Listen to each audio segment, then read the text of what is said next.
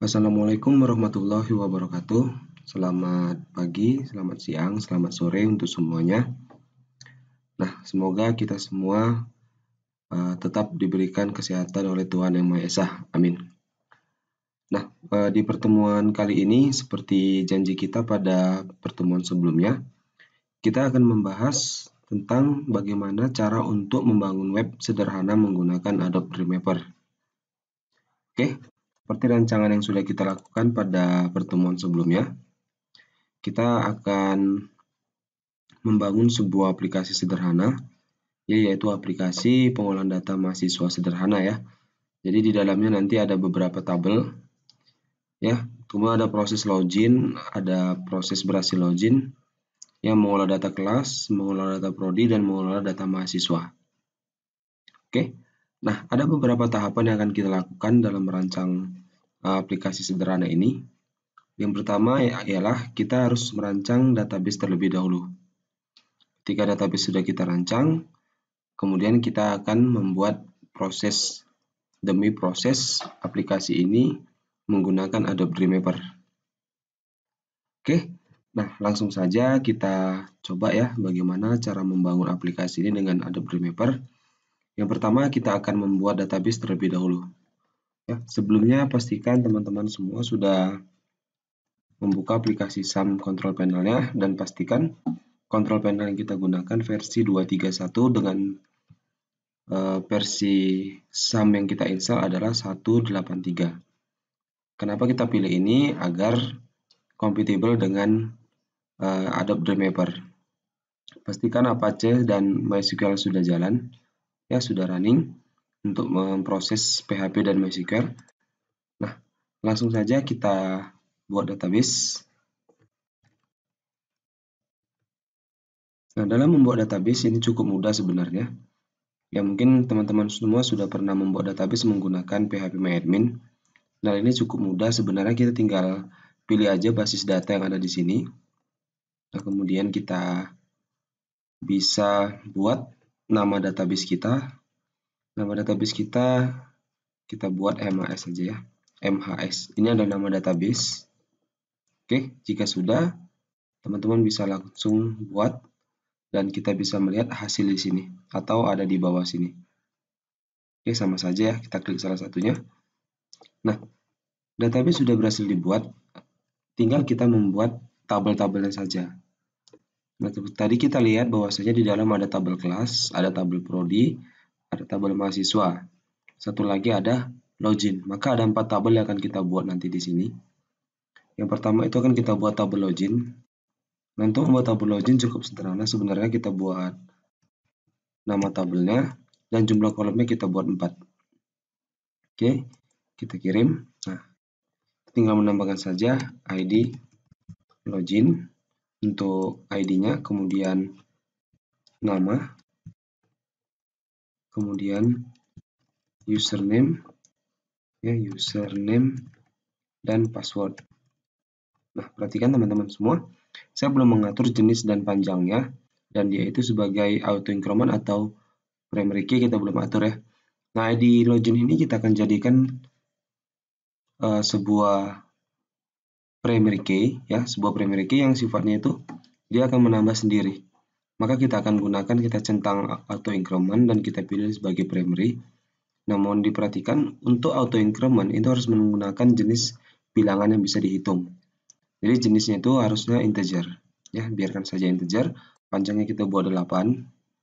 Nama karakter kita gunakan varchar sebanyak mungkin 70 karakter. Username kita gunakan varchar dengan panjang mungkin 50. Password varchar panjangnya mungkin 30. Oke, ini saja. Jadi kita sudah selesai membuat satu buah database. Yang pertama, satu buah tabel ya. Tabel yang pertama yaitu login. Nah, di mana ID login ini menjadi primary key-nya. Oke, kemudian pilih simpan. Nah, sudah jadi satu buah tabel. Berikutnya kita akan buat tabel kelas ya. Kita akan buat tabel kelas. Tabel kelas dan prodi ini adalah tabel masternya. Dan tabel mahasiswa ini adalah tabel transaksinya. Di mana nanti di dalam tabel mahasiswa ini terdapat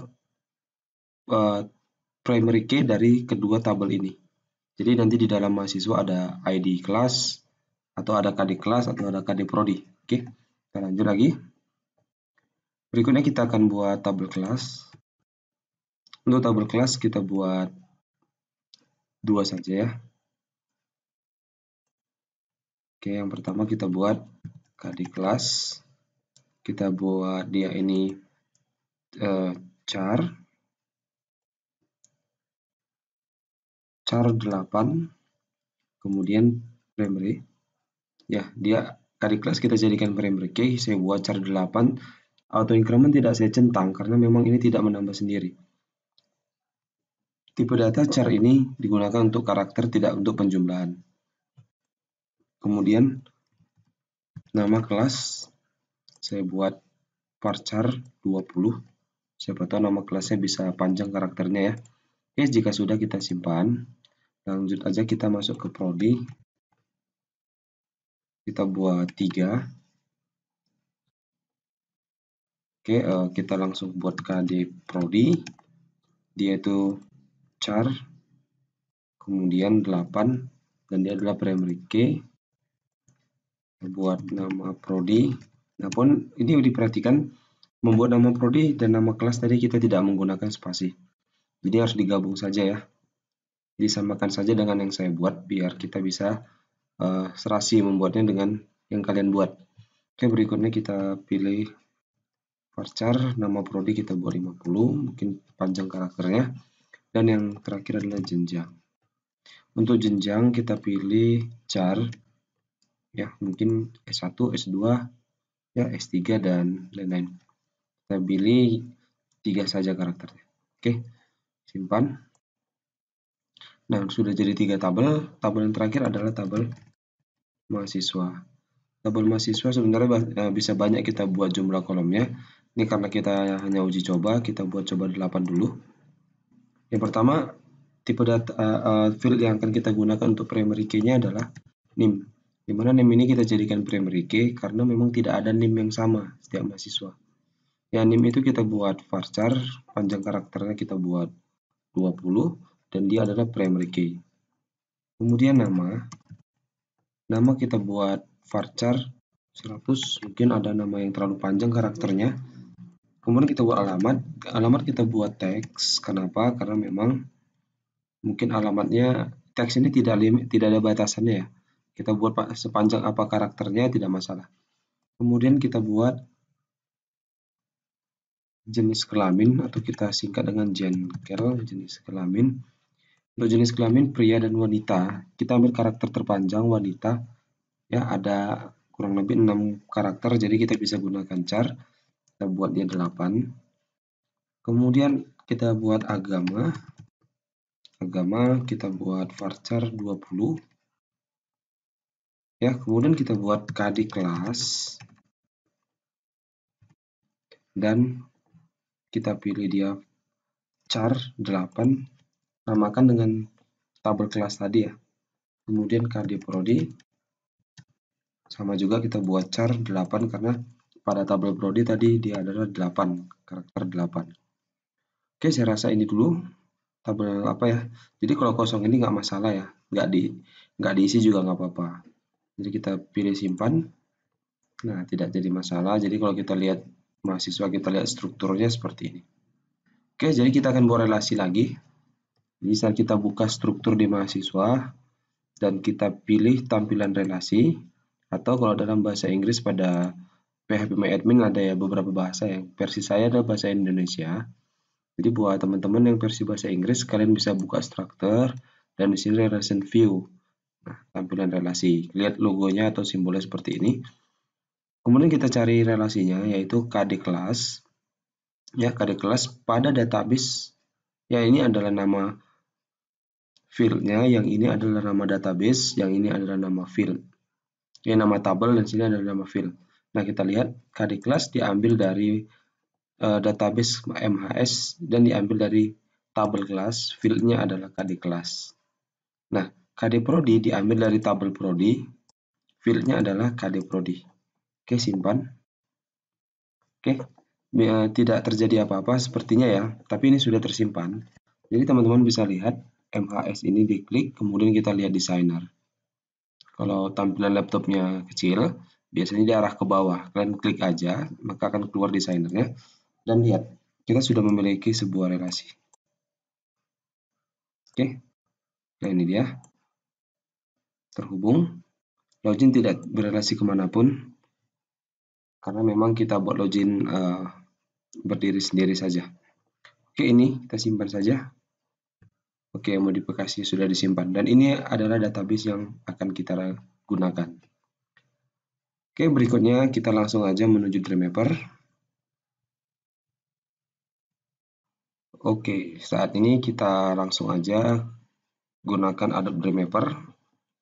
Nah, kita tinggal klik double saja aplikasi yang sudah kita install. Oke, nah ketika kita melihat tampilan welcome ini, kita langsung aja pilih PHP. Ya, karena yang kita gunakan bahasa pemrogramannya adalah PHP. Nah, perlu juga diingat, yang ada di sini itu bukan bahasa pemrograman semua ya.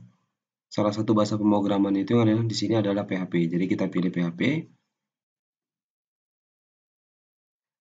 Oke, ketika kita baru membuka tampilan Dreamweaver kita ini adalah tampilan yang ribet ya. Jadi tidak standar kita gunakan untuk membangun web. Jadi ada cara mudah memang ya, tampilan yang biasa saya gunakan untuk membangun web. Nah, kita akan rombak sedikit tampilan ini biar mudah ya. Yang pertama saya akan pilih insert ini, saya klik ya. Nah, tampil ya di sini. Biasanya ada juga dia di sini. Nah, ini kita tarik saja insert ya, kita tarik masukkan kemari. Sampai dengan seperti warna biru ini. Nah, biar aja dia insert ada di atas ini. Kemudian kita pilih window database. Kita klik database, binding atau server behavior di antara ini boleh ya. Kita klik database. Nah, tampil dia di sini ada database, bindings dan server behavior. Yang lain kita tidak gunakan. Kita close aja, kemudian nah ini dia. Nah, ini kita gunakan juga file dan database. Nah, ini tampilan sederhana ya untuk kita kerja biar mudah. Nah, kita langsung saja. Pertama saya akan simpan file ini di sebuah folder baru di dalam server kita, yaitu di dalam SAM htdocs. Pastikan ya kita simpan di dalam SAM htdocs. Kita simpan di dalam folder dengan folder yang kita buat. Kita buat namanya adalah MHS saja.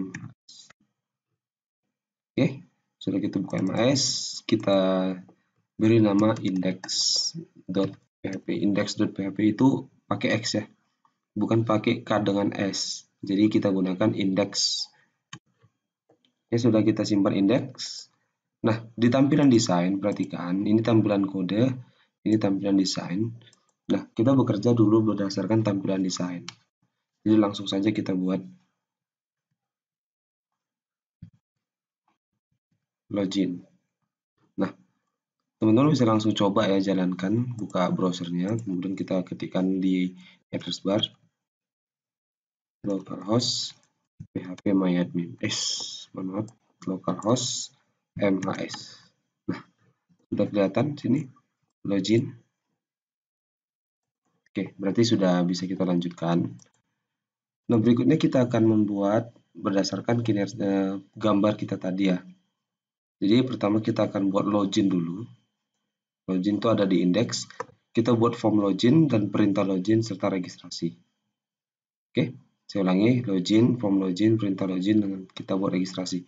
Untuk registrasi kita buat belakangan saja bisa ya. Jadi kita langsung login, kita buat proses loginnya dulu. Nah, untuk membuat proses login, yang pertama kita lakukan adalah membuat form login. Untuk membuat form login, teman-teman harus membuat formnya dulu. Ini dia. Garis putus-putus berwarna merah ini disebut dengan form. Jadi untuk memasukkan beberapa komponen-komponen form, kita harus membuat form dulu. Jadi kalau itu di luar dari form maka tidak berfungsi komponennya. Kita buat dulu form, dia ada garis putus-putus berwarna merah, di bawah login kita buat, langsung aja kita buat username,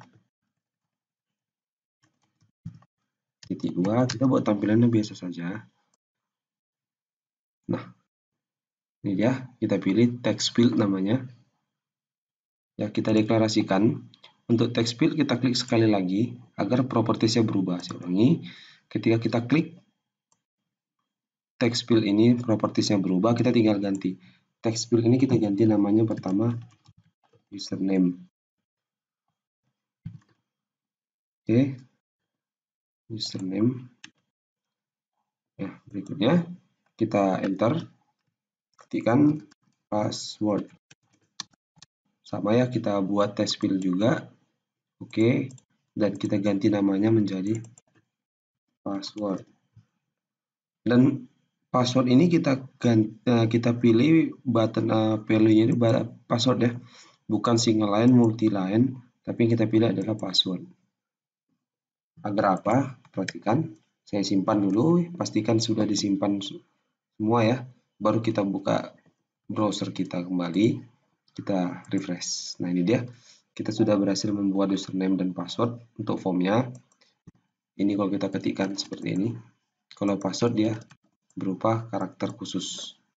Oke, setelah itu kita membuat button, kita enter pada bagian ini. Ini ada button, ya, button diklik. Oke, nah button nggak usah diubah namanya, biar aja button, tapi kita ubah value-nya. Value-nya menjadi login misalnya. Nah, setelah kita ganti value-nya login, klik sekali di sini. Nah, ini sudah berubah menjadi login. Nah, ketika kita simpan, kita buka lagi browser kita, nah, kita sudah bisa melakukan, sudah berhasil ya membuat form login. Tinggal membuat perintahnya saja. Nah, sebelum membuat perintah login, kita harus pastikan dulu ketika kalau dia login itu berhasil, dia masuk kemana, dan ketika login itu gagal, dia menuju kemana. Nah, misalnya kita langsung aja membuat halaman berhasil login, ya, atau halaman apa kita sebut tadi ya, halaman dashboard, ya, di mana halaman dashboard ini ada logout, ada restrict, ada variable session, ada link dinamis. Nah, coba kita lihat, langsung aja kita buat file new, oke, php, create, langsung simpan file, simpan di dalam MHS, namanya adalah dashboard, save. Oke, kita sudah berhasil membuat dashboard. Coba kita cek di sini. Selamat datang. Oke, itu aja dulu kalimatnya. Jadi ketika berhasil login, dia akan menuju ke halaman dashboard. Jika gagal, dia tetap ada di login. Untuk membuat perintah login pada Dreamweaver itu cukup mudah sebenarnya. Ya, cukup mudah. Hanya saja ada satu hal yang penting yang harus kalian lakukan ketika kalian akan membuat aplikasi menggunakan Adobe Dreamweaver. Hal yang paling penting itu apa? Hal yang paling penting itu adalah melakukan site. Ya, mengolah site di dalam Dreamweaver ini sendiri. Jadi pertama harus kita lakukan adalah setelah kita membuat file ini, kita membuat file menggunakan Dreamweaver, kita langsung manage site. Klik site, kemudian kita lakukan manage site. Nah, kita bisa buat new site. Ya, kita langsung aja new site. Ini penting ya. Jadi saya kembalikan sebentar. Kalau kita tidak membuat site, maka perintah atau fungsi dari plugin database, binding, dan Shaper Behavior nggak aktif. Nah, perlu Anda ketahui, bagian-bagian 3 ini adalah bagian yang sangat penting untuk mengolah web di dalam Dreamweaver. Andaikan ini tidak aktif, maka kita hanya mengelola secara manual. Tidak bisa menggunakan plugin-plugin yang ada. Nah, untuk itu, kita harus membuat site dulu agar aktif untuk mengaktifkan ketiga bagian ini. Ya, cara tadi bagaimana? Kita langsung new site bisa, manage site bisa, kita langsung klik site ini juga bisa.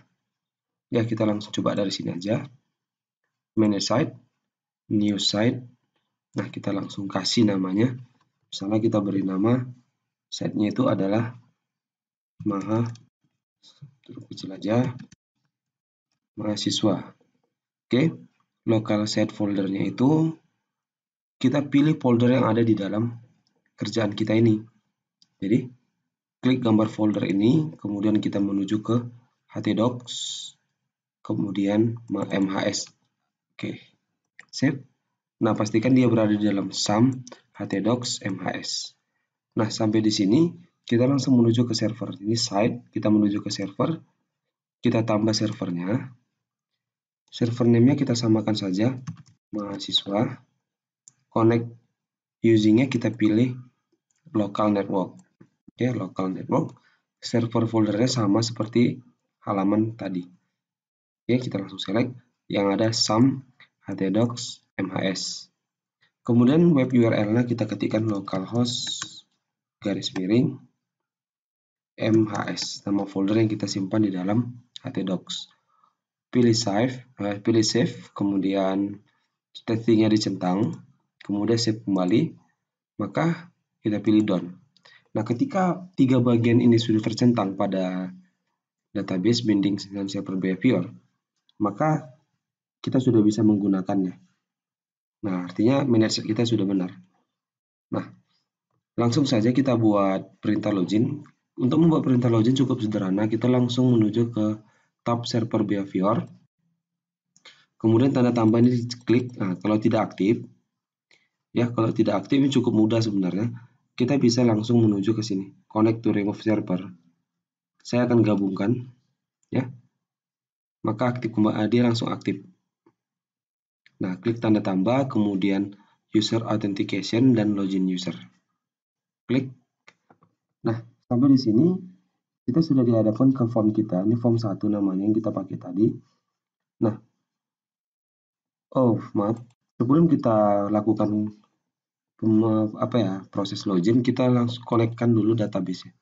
Aplikasi ini akan kita konekkan ke database. Caranya, kita menuju tabulasi database, kemudian tekan tanda tambah, MySQL connection, kemudian langsung aja kita buat nama koneksinya. Kita buat namanya koneksi, MySQL servernya kita pilih localhost, username kita pilih root. Nah, ini harus diikuti ya, karena memang ini standarnya saja. Password kita kosongkan, database kita select, kita ambil MHS. Oke. Nah, sudah connect. Perlu koneksinya dicek, mungkin kita lihat benar atau salah. Kita boleh klik tanda tambah ada di sini, kemudian tabelnya. Nah, ini tabel yang kita buat tadi. Artinya koneksi ke tabel itu sudah tepat. Ya, pada halaman login, masih di halaman indeks kita langsung aja server behavior, tanda tambah, user authentication, login user. Oke, ini tadi kita sudah buat form, tinggal kita akan mengolah validate using connection-nya, kita pilih koneksi, tadi sudah kita buat. Tabelnya yang kita pakai untuk login adalah tabel login, di mana username yang kita gunakan adalah username dan password yang kita gunakan adalah password. Jika login sukses, dia akan menuju ke dashboard. Jika login fail, dia akan kembali menuju ke indeks. Oke, perhatikan kembali lagi, bila perlu di pause, dan teman-teman bisa lihat pengaturannya. Dah, kita pilih OK. Maka form login sudah berhasil, kita simpan file ini. Nah, kita coba tambahkan dulu data di login karena masih kosong, belum ada perintah login, belum ada data yang kita buat untuk login. Jadi kita masuk ke login, tambahkan. Nah, ID login kita biarkan kosong karena dia auto increment. Nama, misalnya nama saya adalah Widodo Saputra. Username saya admin, passwordnya admin ya, username admin, passwordnya admin. Oke, kirim. Satu lagi kita buat ya, namanya Mita Wahyuni. Kemudian username saya buat admin 1, ganti aja, Mita, passwordnya Wahyuni. Oke, kemudian kirim. Nah, kita sudah memiliki dua pengguna, yaitu Widodo dan Mita. Nah, kita bisa langsung refresh. Ya, kita refresh. Coba kita tes dulu. Saya masuk ke admin, passwordnya admin. Ya, pilih login. Ya, nyatanya ini berhasil memang. Kita berhasil masuk ke dalam halaman dashboard dengan kode yang pas. Kalau saya back, saya buat asal-asal, saya login, dia tidak bisa. Dia tetap menuju ke halaman login. Nah, untuk itu kita bisa asumsikan bahwasanya login kita berhasil. Ya, kita login dengan Mita, passwordnya Wahyuni. Cek. Oke, selamat datang, berhasil. Oke, kita lihat lagi di bagian dashboard. Kita sudah berhasil membuat dashboard. Hanya saja di sini ada beberapa bagian yang harus kita lengkapi lagi. Di dalamnya harus ada logout. Oke, yang pertama kita buat logout. Langsung saja kita buka dashboard. Kemudian di sini kita buat sebuah teks untuk logout. Jadi kita buat misalnya kita buat di sini enter 2 kali. Misalnya keluar. Oke. Keluar, kemudian kita blok. Kita akan membuat logout. Cukup mudah ini buat logoutnya. Klik keluar dan di blok keluar kata atau teks keluar. Kemudian kita ke server behavior, tanda tambah, user authentication, logout user. Klik. Nah, when down go to, kita menuju kemana ketika kita keluar gitu. Maka kita pilih index. Jadi kalau dia klik, keluar dia menuju ke index. Oke. Nah, simpan. Coba teman-teman perhatikan. Sini sudah ada keluar. Dia akan menuju ke index ya. Ya, menuju ke halaman login kembali. Hanya saja ini masih memiliki kekurangan. Kekurangannya apa? Ketika kita sudah logout, akan tetapi ini saya back kembali ya. Dia masuk lagi ke dalam sistem. Nah, itu sistemnya nggak aman. Masa sudah keluar, di back bisa masuk lagi, atau ini di copy, kita keluar, kemudian kita inject. Kita pastekan lagi di URL. Enter. Nah, ternyata ini masih masuk. Nah, ini kita asumsikan bagaimana? Halaman dashboard ini tidak aman. Tidak amannya kenapa? Karena keamanan sistem tidak ada. Ketika kita sudah keluar, di backend masih masuk. Nah, itu salah satu kelemahannya. Nah, ini bisa kita antisipasi ya. Kita antisipasi dengan apa? Maka di sini saya buat ada restrict access to page. Fungsi dari ini, restrict access to page ini adalah memberikan keamanan terhadap halaman tertentu. Jadi ketika kita keluar, seharusnya kita back, dia nggak boleh masuk lagi. Oke, nah bagaimana membuat restrict? Nah, itu cukup mudah. Restrict itu kita pasang bukan di index, ya, bukan di halaman login, melainkan di halaman berhasil login, yaitu dashboard. Andaikan kita lakukan restrict di halaman index, maka akan terjadi error. Nah, untuk itu kita pilih dashboard, kemudian klik server behavior, kemudian kita pilih tanda tambah dan user authentication. Kita pilih restrict access to page. Klik. Nah, ini abaikan dulu karena kita tidak menggunakan level, kita pakai username and password. Jadi ketika dia di-inject, dia akan dilempar kembali kemana gitu. Kita klik lempar, dia akan kembali ke halaman index. Oke. Nah, kita simpan. Mari kita perhatikan, kita refresh sekali. Oke, dia sudah keluar. Kita login, misalnya admin, berhasil. Saya keluar, kemudian saya back kembali, tidak bisa. Ya, kembali saya back, tidak bisa. Atau kita langsung pastekan yang tadi. Langsung kita inject localhost MHS dashboard. Langsung kita menuju dashboard menggunakan URL. Nah, apa yang terjadi kita lihat tidak bisa juga. Oke, jadi kita asumsikan bahwasanya dashboard kali ini sudah lebih aman dari sebelumnya. Buktinya apa? Kita harus login dulu baru bisa masuk ke dalam dashboard. Tidak sembarangan, kita harus login dulu. Dan kemudian di dalamnya ini juga ada variable session. Oke, apa sih variable session? Nah, simple saja, variable session itu fungsinya untuk memberikan sebuah variabel, memberikan sebuah tanda itu siapa yang login. Misalkan ini kita buat ya.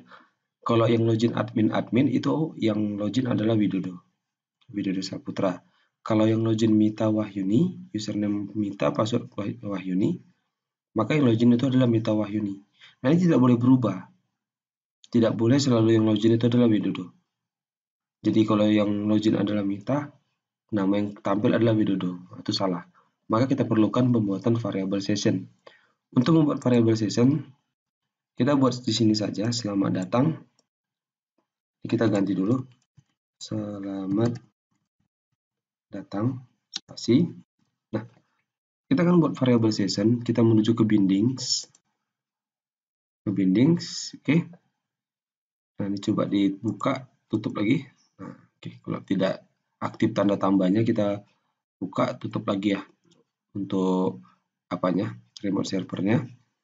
Nah, dari bindings kita klik tanda tambah, kita pilih record set query. Ini menampilkan isi dari dalam tabel. Ini nama kita buat misalnya log, connection-nya koneksi, kemudian tabel yang kita gunakan nanti ada tabel login. Oke, kemudian kita pilih filter, ini terpenting ya. Tidak semua pengaturan filter ini kita lakukan. Khusus untuk login, ya, khusus untuk variable session kita lakukan proses filter. Kita pilih filter username berdasarkan username dengan session variable. Username yang ada di sini, ini kalian ganti menjadi harus huruf besar ya, huruf besar underscore username, U-nya huruf besar, surname-nya huruf biasa saja, huruf kecil. Oke, seperti ini. Kemudian Anda bisa klik OK, maka kita sudah berhasil membuat variable session. Kita tinggal klik tanda tambah yang ada record set log ini, dan kalian tinggal tarik saja, ya ini, ke nama yang mau kita tampilkan. Saya klik tahan, tarik ke dalam atau ke samping selamat datang. Lepaskan di sini, maka hasilnya seperti ini. Ya, teman-teman bisa simpan, save, dan bisa refresh. Buka lagi halaman ini, refresh. Oke, selamat datang Mita Wahyuni. Ya, kalau yang login adalah admin, maka selamat datang Widodo Saputra. Nah, itu dulu ya. Jadi kita sudah berhasil membuat membuat perintah login. Kita sudah membuat dashboard. Ya, dashboard ini ada satu lagi, link dinamis. Jadi untuk video kali ini saya rasa kita cukupkan sampai ke dashboard dulu.